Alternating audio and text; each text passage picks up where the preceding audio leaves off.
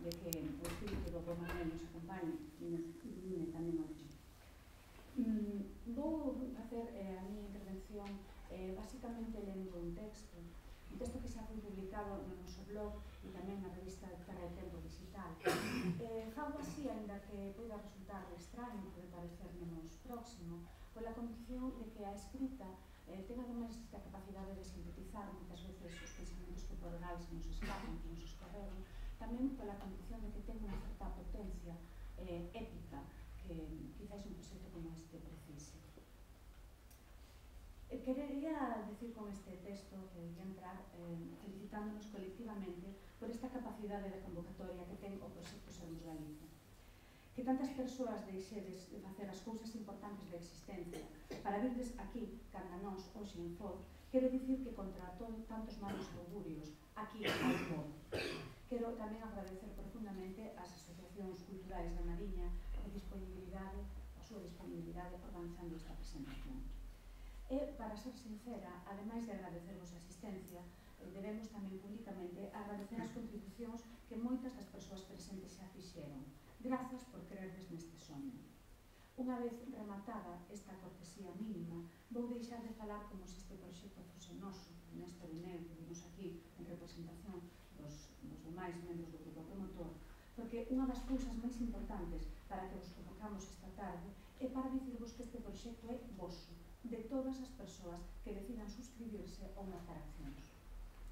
Nunha presentación pública como esta, quizáis esperades que fagamos referencia ao momento histórico que vivimos. Xa nos fixeron algunhas preguntas nesa dirección. Repásovos. No internacional, a crise do modelo neoliberal que nos converteu a todas as persoas traballadoras en afectadas do abuso dos ditados económicos. No nacional, un goberno trapalleiro que converteu a lingua no seu principal inimigo. E no social, entre outras cuestións, o peche reiterado de todos os medios de comunicación en galego. Vieiros, A Peneira, A Nosa Terra, Xornal de Galiza, Galicia Hoxe, e multiplicado por 2 cando coexistiren edición en papel e máis digital. Todos foron desaparecendo. Non, perdón, La Voz de Galicia creo que ainda sigue aberta. Non sei por que. Brincadeiras a parte, non nos gusta falar do desastre xeral dos xornais cando se presenta este proxecto. Podería parecer que andamos pechando a competencia antes de entrarnos nós en faena. En realidade, por ideoloxía, nin sequera levamos ben o concepto de competencia. De feito, vou dedicarle unhas palabras eloxiosas a unha das poucas excepcións que se salvan da queima dos medios desta tempada, o Novas de Galiza, un medio crítico e interesante que continúa por fortuna vivo. Quede claro que desexamos 1000 primaveras máis para o Novas. Se só nos movese o afán de competencia, isto sería impensable, mas como que nos dá pulo e o interese de facermos país, de construirmos conciencia nacional, entendemos que todos os proxectos que cada día vexan o lume, feitos desde o arrevismo, con entusiasmo, con entrega, con interese crítico, están no mesmo barco. Así tamén nos recibiron desde o Novas, onde xa publicaron unha entrevista con algúns promotores, un comportamento ben distinto ao resto dos medios de comunicación que desde o comezo silenciaron absolutamente Sermos Galicia. Porén, eu quería afastarnos un momento da realidade inmediata, esa do peche de outros proxectos, porque con frecuencia esa evocación de outras cabeceiras induce o vicio da comparación. Personalmente, eu non farei comentarios salientando o que nos aproxima ou que nos distingue de iniciativas previas. É hora, poido é, de pasarnos páxina. Sen entrarnos a analizar nada, Sermos Galiza é un proxecto distinto. Non somos arrogantes nin pensamos estar en posesión da razón, mas sermos non xorde como é habitual. O máis frecuente é constituir unha empresa con capital e con obxectivos de mercado e despois desenvolver o produto. Aquí traballamos exactamente ao revés. Primeiro diseñamos un proxecto e despois constituímos a empresa. E iso permite que Sermos Galiza sexa unha iniciativa sen precedentes na prensa galega e mesmo poderíamos decir mundial. Mais adiante concretaremos un pouco o proceso, mas por un momento idesme deixar lervos un texto que escribiu un dos membros do grupo promotor. Mais hai unha cousa que corre moita presa. Fai falla un comité que se encargue de ver a maneira de que en Galiza haxa un xornal diario totalmente composto na nosa lingua, pois ese sería o mellor exponente do valor do noso idioma e dos seus direitos a ser recoñecido con capacidade bastante para ser a nosa lingua oficialmente nacional. Claro que xa está demostrado polo incansável labor das nosas letras. Nisto, como en todo, a espectacularidade do escaparate con que nos presentemos sempre influirá moito. Isto do xornal debe tomarse como cousa de amor propio, e sobran cartos en Galiza. E se non nos atopamos en Galiza, buscarémonos entre os mellores galegos do mundo, entre os galegos de América, que estando sempre dispostos a acudir a cantas chamadas se lle fan para o melloramento da patria, non faltarán co seu concurso a unha obra tan necesaria para que Galiza apareza nesta hora coas mesmas roupaxes de gala que puidan ofrecer as demais nacións ibéricas. As nacións que están conquerindo a súa liberdade e que teñen lingua propia teñen os seus boletíns diarios que pregón a importancia da mesma. Galiza aínda non.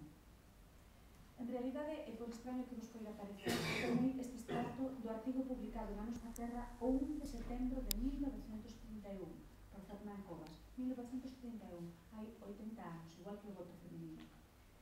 Fernán Covas non puido asistir ás nosas reunións este verán por se achar cómodamente deitado no cemiterio de Santo Amaro, mas en canto se vea levantado, virá. Quizais a estas horas xa está sentado aquí entre vos. Benvido, Fernán, e benvida a tantas persoas promotoras que chegan de atrás, de Banceiros. Para continuarmos sen demasiado apego á realidade inmediata, temos un problema técnico. No, a que está estropeada son eu, non comigo.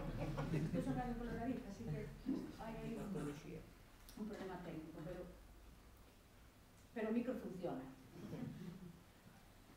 Para continuarmos en demasiado apego á realidade inmediata, esta que nos quita os ollos e nos fai ver o que queren que vexamos, quería lembrar a importancia da prensa na nosa historia, porque os medios de comunicación fan moito máis que iso de contar o que sucede. Quizais contar o que sucede só sexa a parte visible do iceberg. Con moita frecuencia dice que se aínda falamos galego é porque o pobo traballador o conservou para nós, é certo, mas ás veces esquecemos que entre o pobo traballador están as persoas que escribiron. Cun forte proceso de diglosia minándonos e unha historia marcada pola baixa autoestima, o pobo labrego e mariñeiro só non daría conservado a lingua se non tivésemos iso que se chamou o segundo renacemento. Sen a valentía de Rosalía de Castro e de algunhas persoas máis que fixaron por escrito, sería cando menos moi difícil que vísemos a nosa lingua como algo distinto dun dialecto de andar por cá. Esta tarefa fíxose a través de libros, de editoriais case artesás, de follas boandeiras e tamén, cando soubo, claro, de xornais. Non sei se estaremos a valorar de xeito acaído o fenómeno da escrita na contemporaneidade. Por primeira vez na historia, as clases traballadoras están completamente alfabetizadas e este feito coincide co momento en que tamén por primeira vez a sociedade acada un nivel de desenvolvemento económico que permite dedicar algún excedente á cultura escrita. Coa aspiración de chegar a formar parte das clases medias, a instrucción divulga entre o proletariado os libros dentro dun sistema escolar cada vez máis longo e universal, polo menos por agora.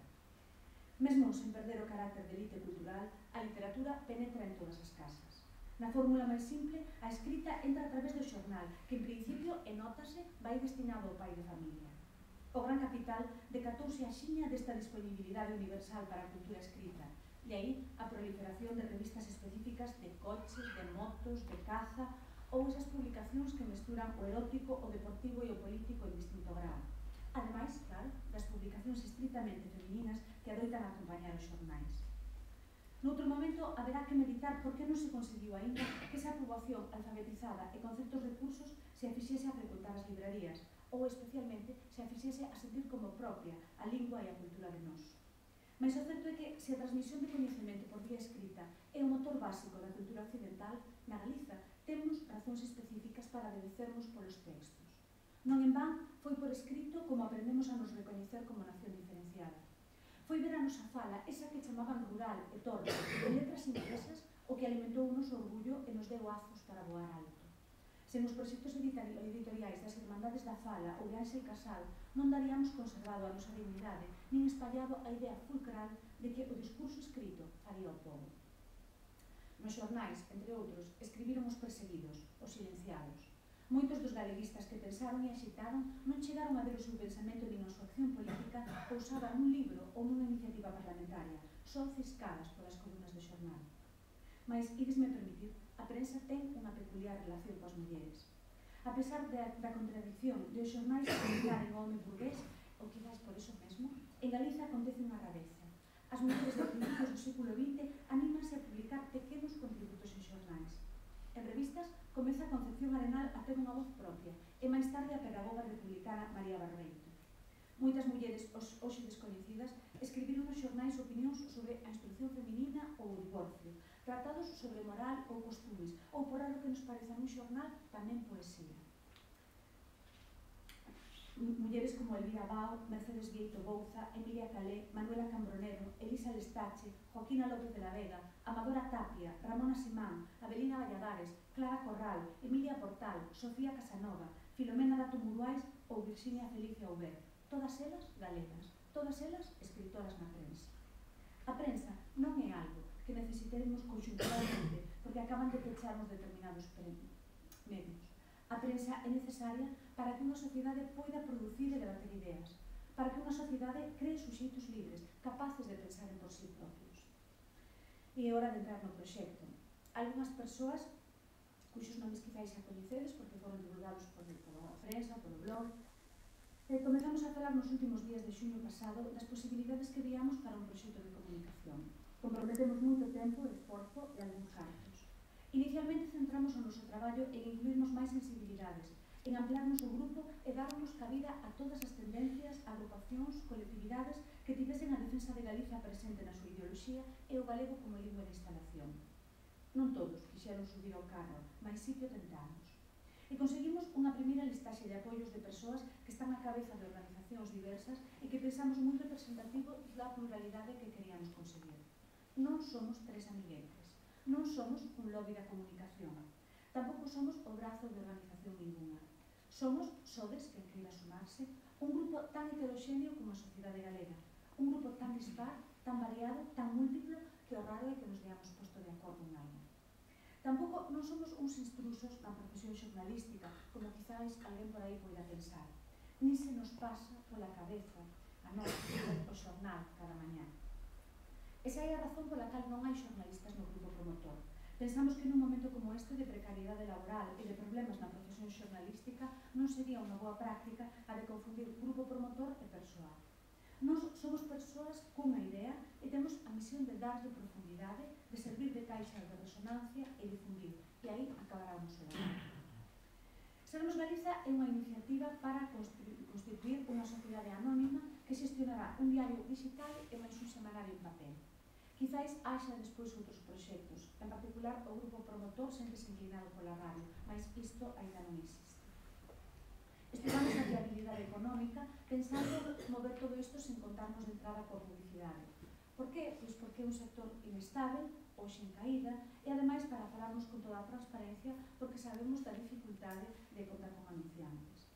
Funcionaremos logo a través de suscripcións anuais de uns 160 euros, de forma que cada semanario sairá a pouco menos de 3 euros.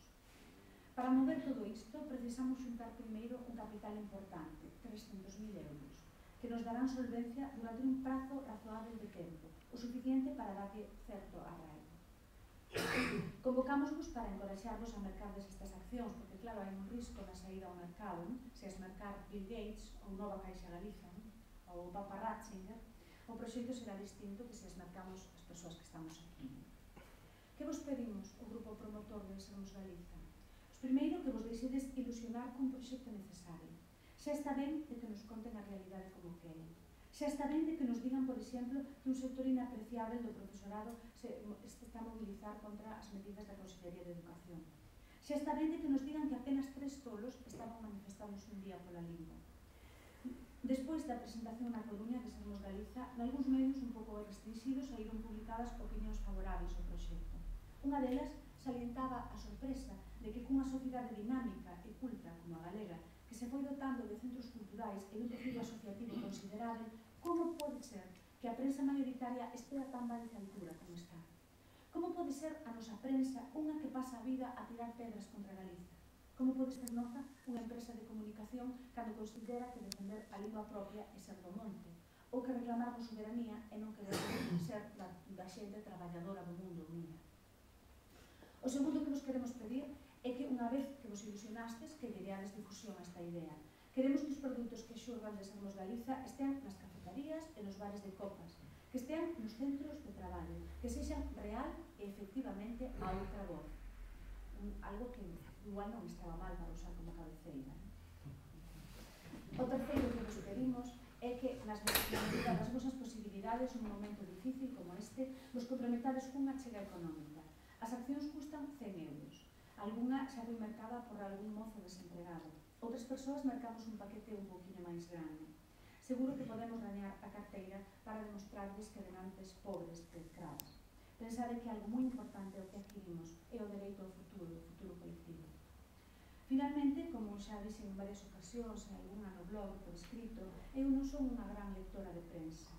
Amólame ese produto clásico que foi creado para o pai de familia, coa concepción de sucesos para se escandalizar a gusto, as súas columnas centrais coa política do Estado que chaman nacional, as súas páxinas de prostitución anunciada e até o horóscopo para este señor que xa mirou todas as seccións, non? Ver se lle van sair ben as cousas ou non.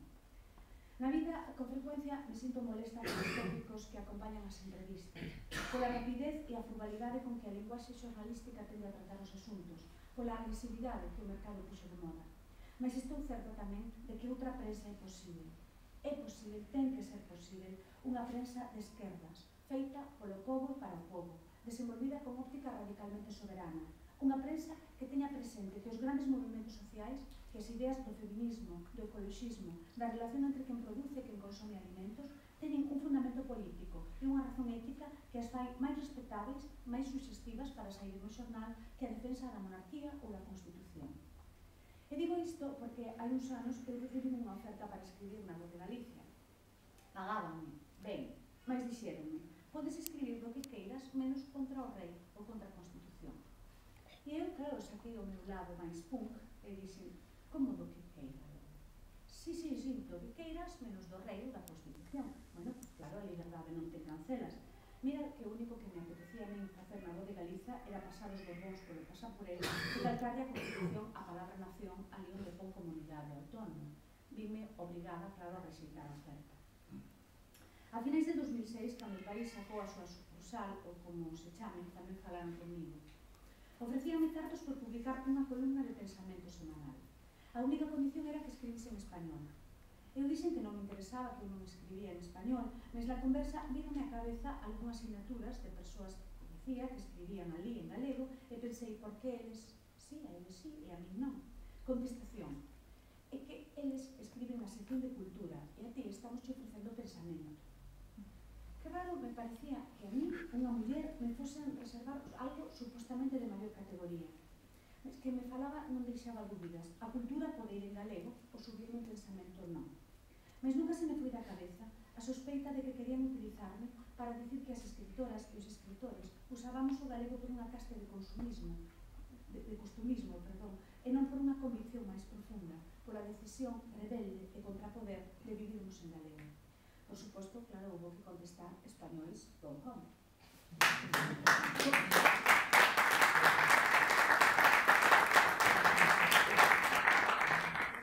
Conto as miñas anécdotas que recibides tan amablemente, porque coido que é hora de tirar a luz toda a nosa insatisfacción con estes medios pacatos que nos regalaron. Mas cada quen terá as propias batallas que contar. O asunto é que, como percorremos ese camiño, temos a idea clara de que outra prensa debe ser posible. Paso a palabra agora a Néstor, desculpademe por unha quenda de intervención probablemente demasiado longa.